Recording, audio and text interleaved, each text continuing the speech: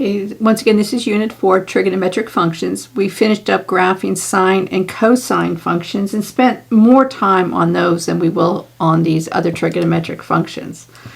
So the tangent function, if you start out by plotting points, so if we think of the unit circle again, tangent of 0 is going to be 0. So I could plot that point 0, 0. In fact, anywhere sine is 0, tangent is going to be 0. So I could plot all the multiples of pi have 0. Anywhere that cosine is 0, since tangent is sine over cosine, so if cosine is 0, 0 is in the denominator, tangent will be undefined. Wherever that's undefined, we're going to have vertical asymptotes. So I'll have vertical asymptotes at all the multiples of pi over 2.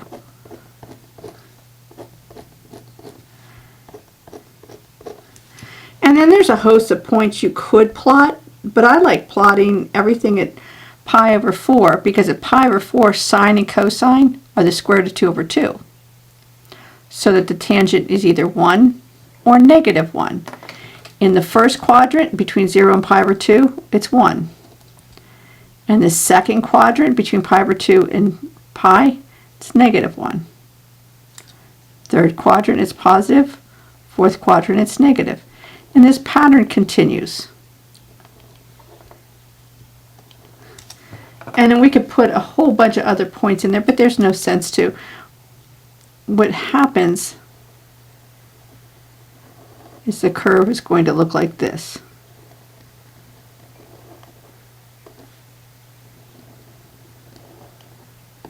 And then it continues forever in both directions. So a tangent function has a domain all real numbers except where there are vertical asymptotes. The range continues forever. The period is only pi, meaning I can pick up this one section and just copy and paste, copy and paste, copy and paste, and that's what my period is. My asymptotes are going to be all the multiples of pi over 2. And now my key points, the only ones I tend to mark are my zeros, which are at all multiples, integer multiples of pi.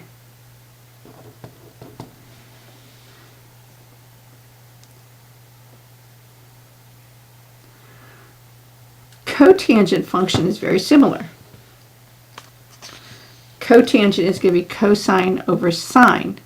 So what happens here is wherever cosine is 0, cotangent is going to be 0. So cotangent is going to be 0 at all the multiples of pi over 2. Cotangent is undefined whenever sine is 0. If you remember up here, sine was 0 at all the integers of pi. So those are going to be my vertical asymptotes.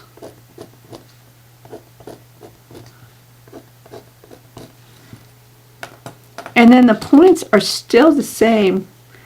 Cotangent is going to be 1 or negative 1.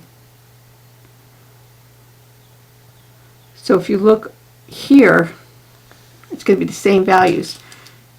So at pi over 4, we have 1. Pi over 4, we have 1. Then negative 1. 1, negative 1, 1, negative 1. And then this pattern continues. So if I connect all these,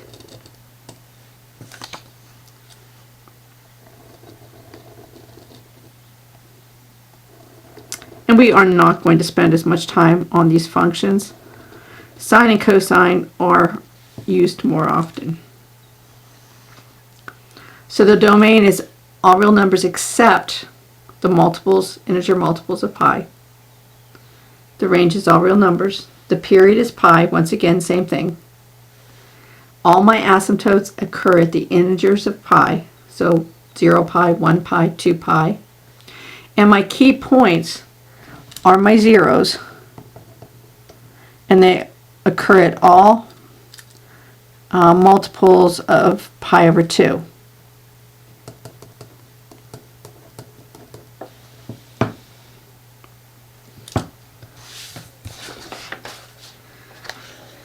Cosecant graphs and secant graphs are reciprocals of sine and cosine. Just doesn't seem to really want to focus today. So I approach this the same way by looking at some key characteristics. If I think of cosecant as the reciprocal of sine, so anywhere sine is 1, cosecant is going to be 1. Well, that's going to occur at pi over 2, negative 1 at 3 pi over 2. And then it continues. But now the problem I have, anywhere sine is 0, if I take the reciprocal of that, it becomes something over 0, which is undefined. So anywhere that the sine is 0, I'm going to have a vertical asymptote. So sine is 0 at 0, pi, and all the multiples of pi. Well, that doesn't give me a whole lot, but if you think of it in this manner, here's my sine graph. If I connect this, there's my sine graph. So reciprocal, if you take the reciprocal of, say I was looking at pi over 6. Pi over 6 is right here. Pi over 6 is right here. The sine of pi over 6 is 1/2. So the reciprocal of that is 2. Sine of pi over 6 is 1/2. The reciprocal of that is 2. So what happens is that's part of it. Same thing's going to happen in this quadrant. And this one. So if I wanted to, I could erase this sine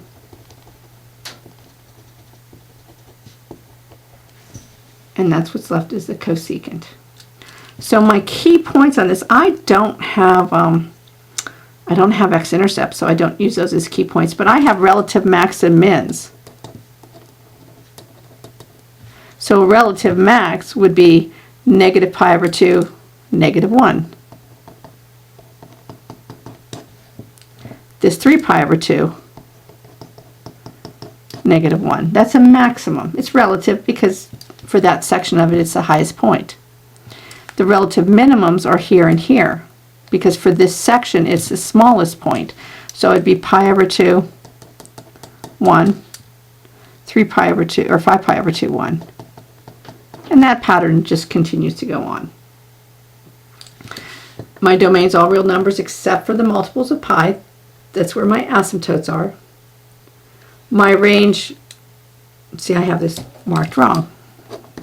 My range is going to be from negative infinity to negative 1 and 1 to infinity.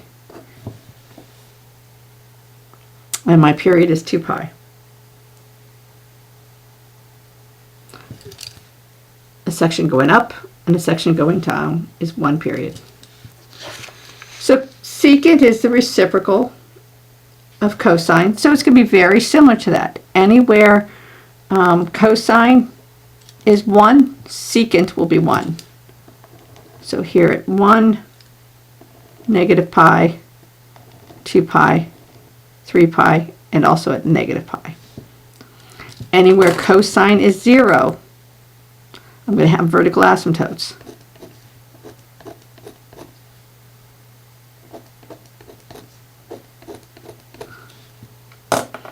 And just like a secant graph or cosecant graph, I could use my, instead of pi over 6, I would use pi over 3s.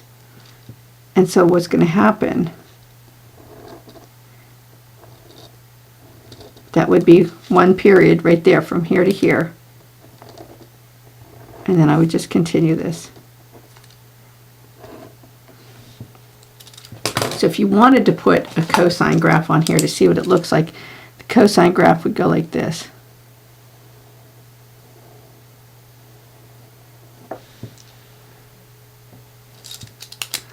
So once again, my range is incorrect on here. I'll change this here.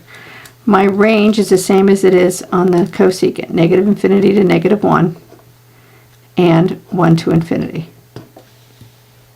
My key points are going to be these maximums and minimums. So the maximum here would be pi negative 1. There's a maximum here, 3 pi negative 1. And of course it continues. This is just what I'm looking at on this graph. My minimum occurs at 0, 1 and 2 pi 1. And of course there's infinitely many maximum and minimum values.